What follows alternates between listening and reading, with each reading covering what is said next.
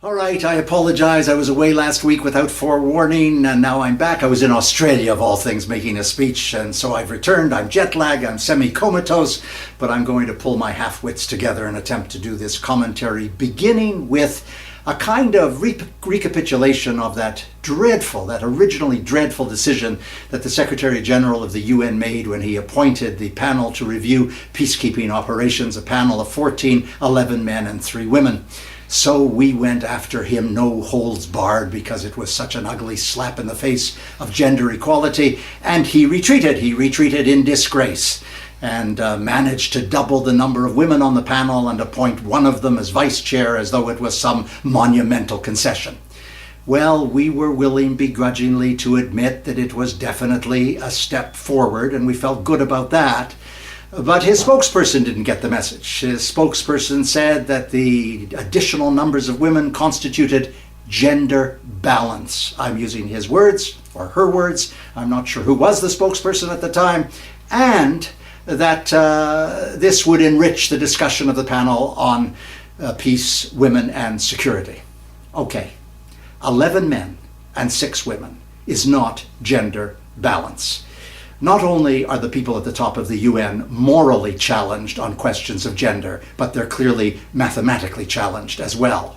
Second, what is this business about women always dealing only with women's issues? There is not an issue on this planet where women are less competent to pronounce than men.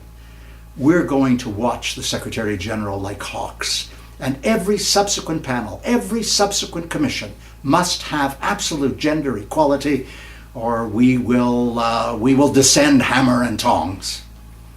Secondly, last week encompassed International Human Rights Day, and that day was somewhat scarred by what happened a couple of days earlier when the International Criminal Court was forced to drop all charges against the president of Kenya, who had been charged with murder and rape and assorted atrocious crimes against humanity, because of what he did during the election campaign in 2007 in Kenya, where the political turbulence and violence resulted in 1,000 deaths.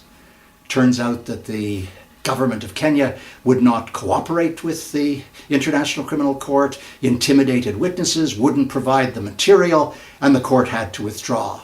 Terrible setback for the court, an unpleasant, ugly victory for the government of Kenya.